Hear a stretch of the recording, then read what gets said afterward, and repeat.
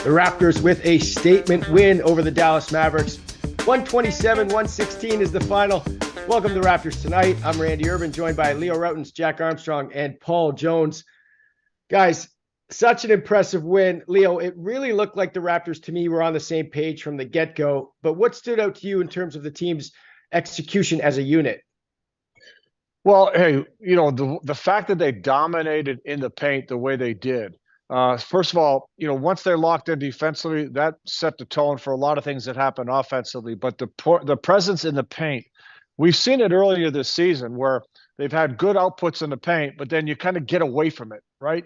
The old saying, don't fix what's not broken. If a team can't handle you, punish them, continue to go at them. Pascal did it. Scotty did it. Everybody took the ball inside. Schroeder driving to the basket. So whether it's a post-up, whether it's a drive, whether it's an alley-oop, taking a baseline, didn't matter. They continued to do it all game long. And when you play that way, when you have the kind of length and athleticism they have, and you can put pressure on people defensively, get out in transition, create opportunities that way as well, it changes the whole game. And it's fun to watch when they play this way. Jonesy, Siakam, 31-12, looked like his old self tonight, just so confident. Footwork is especially smooth. What did you like about him? Well, to Leo's point, this was an ode and a testimony to old school basketball.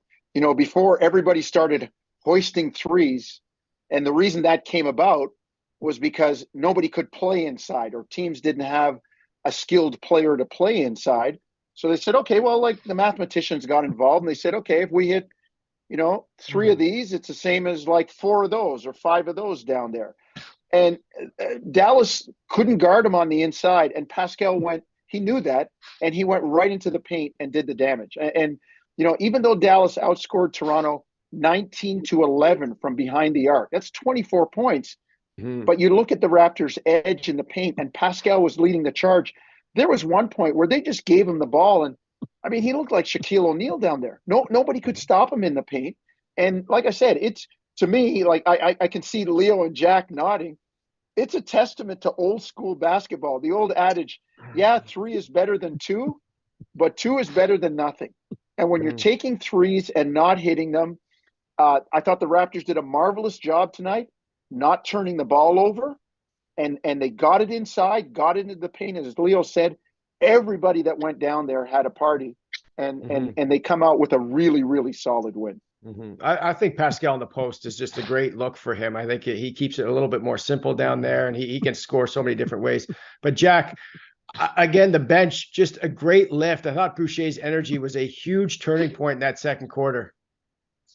Well, I mentioned it a few times. He's had big games against Dallas. Players know that. They have certain teams circled that they just know that they're going to have a good game historically. He did that. I thought he came out with great force.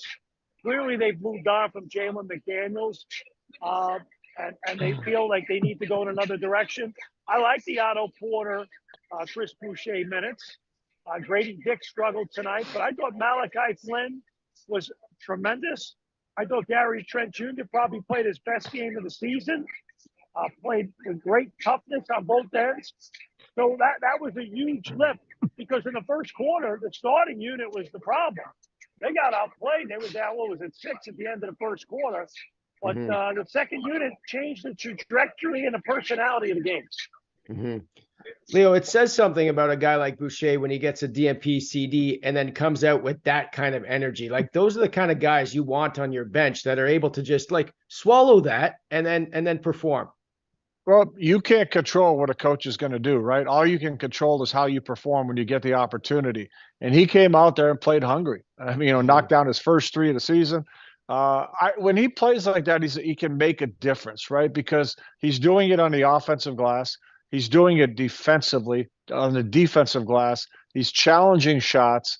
And, the extra plays, the extra effort you get because of what he's doing on the floor, I think it's great. And again, he's been around long enough to know that NBA things can change night to night, and you might not get a run one night. You might play 30 minutes the next night. The point is, you got to be ready, and you got to impact the game whenever you play. And the more you do that, the more you're going to guarantee you're going to play. Yeah. A shout out to the bench, Randy. Yeah. like as Leo was saying, shout out to the bench. You talked about Boucher, but boy, Malachi looked real confident tonight, stepped into some shots, played hard on the defensive end. And that's, when I look at the Raptors, yeah, they turn the ball over. They have their challenges scoring, but again, like a testament to old school basketball. If you make it tough for a guy on the other end, you're going to keep yourself in games. And I thought the bench did a really nice job with that tonight. The hybrid unit. You talked about Boucher. I thought Malachi was good. Gary got comfortable scoring the ball. So I give the Raptor bench that was much maligned last year. I give them a lot of credit tonight. Yeah. Jack, what'd you think of OG's defense on Doncic and his constant carrying of the basketball? I mentioned it late in the game, Randy, and you're right. He does carry the ball. I mentioned it late in the game, and Jonesy and Leo, I know will wholeheartedly agree with me. It's really hard what he did tonight. I mean, not only did he I don't have the stat sheet in front of me. What did he get? You 25 points, but he played his what off defensively. That's hard to do. Like, that's a complete game. There's a lot of dudes that take plays off defensively to make sure their offense is cool. I'd say what? He played the game hard on both ends. His perimeter defense around the basket, being disruptive, moving his feet, close out. He picked up an early foul on Doncic. And then after that, he kind of dialed in. And he's a guy, in my opinion, we give him a lot of credit for his physical tools, but this is the tool right here. He's smart. He's been coached. He played for good coaches. He knows how to play the game. He's prepared to play. He knows the tendencies of the guys he's going to guard. And he schematically, within what they're trying to do, he knows where he's supposed to be and when he's supposed to be there within their scheme. Hey, Jack, you made a point about guys taking, possessions off, defensively. Yeah. If you stop and think about some of the guys we're talking about, if Pascal, OG, Scotty, all the different guys, Schroeder, Jakob, when they all lock in, and then the bench guys like Otto, I'll tell you what, these guys, when they lock in, they're not taking possessions off, and every guy out there can impact the game defensively. And that says a lot about what the potential is. Yak made the point a couple of weeks ago. He says, I don't think we it's one thing being a top 10. He goes, I think we could be a top defensive team.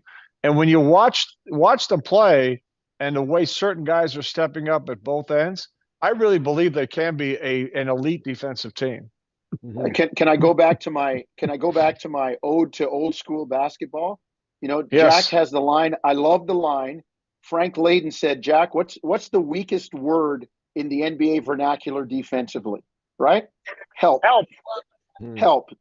They are taking on the challenge, Randall, of sitting in their chair and guarding your own guy. Like, dude, you are not beating me. I don't need any help. Just wait for a minute. Like, I got this guy. And they've all taken on that challenge. And that's what makes them such a good defensive team. Yeah, you might have to help once or twice, but it's not built on constant rotations. Okay, this is where I'm going to get beat.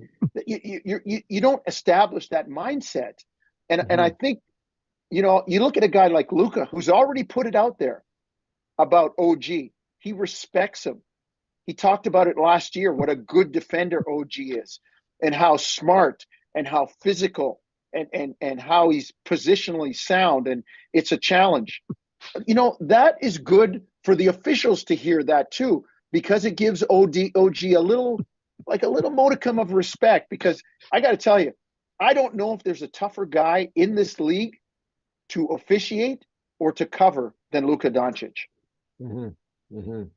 Jack, that little smack on Schroeder, they called it accidental contact. I listen, garbage. I don't know what you call there in that situation, but I just didn't like that whole thing at all. Yeah, no, and what as I said on the air, they wasted like a minute of our lives looking at the replay, and then they don't call anything. Now, I mean, at the end of the day, it meant nothing. Dennis Schroeder's a competitor. Grant Williams is a competitor. Life goes on, but I'm sure there'll be some discussion with the officials about how they handled that. Because I personally think you gotta do something with that. Yeah, you can't just Yeah, allow you got to that. slap them back. That's what you got to do. Well, and here's the thing. Here's the thing, Randall. Here's the thing that bothered me. They went to review it to see if it was a hostile act. Come on, it's not a hostile act, but it's a technical unsportsmanlike. foul. Yeah, It's exactly. unsportsmanlike. It's a technical foul. It's not hostile. So now you're already trying to bail yourself out before. We're going to check to see if it's hostile. It wasn't hostile. Nobody was on the ground. Nobody was injured. There was no blood, but it was disrespectful and unsportsmanlike. And if you thought Schroeder said something, then give them both T's. But don't let, like, he physically touched the guy. You can't do that. You can't do that. If that's a schoolyard, Randy's fighting somebody. Yeah. So I'm saying maybe you slap them back, and what happens if you slap them back? Now it's a nightmare, right? So you don't want a guy to slap your back, then you better make a call on that play. Yeah. Guys, do you think this relationship in Dallas, real quick, Jack, is sustainable still with Kyrie and Doncic?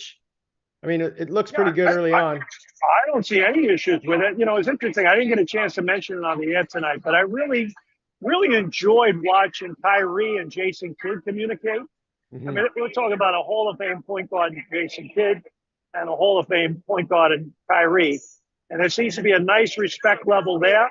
This is Kyrie, to his credit, his first training camp with this team. And I think I think he's engaged with his teammates. I think they all seem to be getting along well. Their bottom line right now is they played a little bit of a soft schedule. They're kind of a little bit of a one-trick pony in terms of maybe relying a little too much on the three ball. And, you know, right now, without Lively tonight, they didn't have a lot of size and rim protection. So they got some things they got to fix. But they're going to be a fun, entertaining team, probably a fringe playoff team.